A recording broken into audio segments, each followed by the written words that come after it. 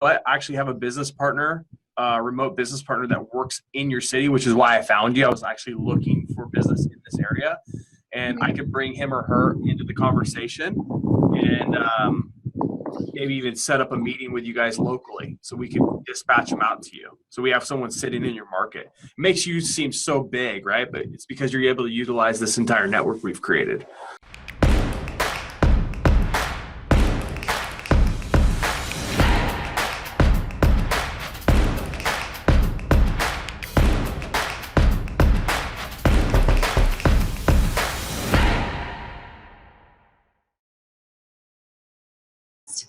And even if they still want somebody local, it's very likely there's in their area. 100% there is. Take the business, screw it if you guys split it 50-50, right? Let the other go out with being the local, and you can kind of both work with it. Either that or get the other board, give them the business, and then just let them pay you for the lead. There you go. Like, it took you a freaking screencast and a little initial conversation. You pass them off to another, gives you what, maybe half of the fucking sign up profit. Yeah. And you just pocketed $1,000 for handing somebody off the lead. Yeah. I mean, the nice thing about the network that we've created here is that there literally is someone in every city in almost the world, in all the countries we've targeted. So in theory, you could go into our Facebook group inside the group and say, you know what, I actually have a business partner, remote business partner that works in your city, which is why I found you. I was actually looking for business in this area, and I could bring him or her into the conversation and maybe even set up a meeting with you guys locally so we can dispatch them out to you. So we have someone sitting in your market. It makes you seem so big, right? But it's because you're able to utilize this entire network we've created. Absolutely. And that's what I did too. Like when I took on my first client, when I had a conversation with my first client that was in Sydney, it was a weird conversation. Like we didn't really meet on the same as far as like the way we spoke or the way I couldn't pick up those social cues that I'm usually really good at. And I think it was because he had such a thick accent. I was spending so much time like trying to make sure I was understanding him. Right. Also, they talk really loud, really fast, and will talk over you.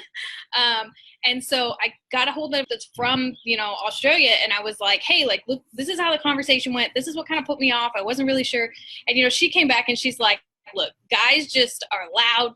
They talk fast. They talk over people. Like, that's just kind of a culture thing in our little area, where you're working. And I was like, okay, perfect. So then I know it wasn't me. I didn't do anything, but I had that kind of turn to and make sure the next time I got on the phone call, I knew that I was able to connect with this person because I kind of had that cultural connection there. Right. And it was the same thing with my client in the UK. I reached out to like, this is the area we're in. And they're like, that's a really low income area. Go a few miles south, it's a higher income. So you need to know exactly where this and that is. And that really helped us close the deal because we knew we needed to lower our fees if we were going to work in that particular area. So, I love it. Good stuff. I mean, what a great little technique. So easy to implement as you guys saw me doing it. Thank you so much for sharing that. I mean, obviously, no scarcity mindset out of you. Obviously, we're sharing this with a lot of people. And so, but as well as I do that you can fire in so many different search queries into Facebook or into different social networks and this stuff it's every second people are asking for recommendations all over the world. And so there's no lack of leads and prospects that will come through a strategy like this. It really comes down to just going out there and executing on it. And I think thinking outside the box, like a lot of the tips that you've given about different search queries that I probably wouldn't have thought of right off the bat. And obviously, you've been doing this for a little while, so you get it.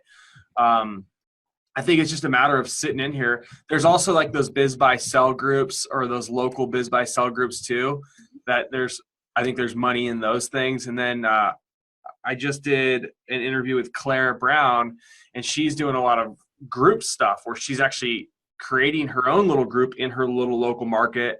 And she's built, 300 small business owners have came into that group in her market. And that's her. So there's a lot of methods to utilize on these social networks that can lead you into clients, Oh, absolutely.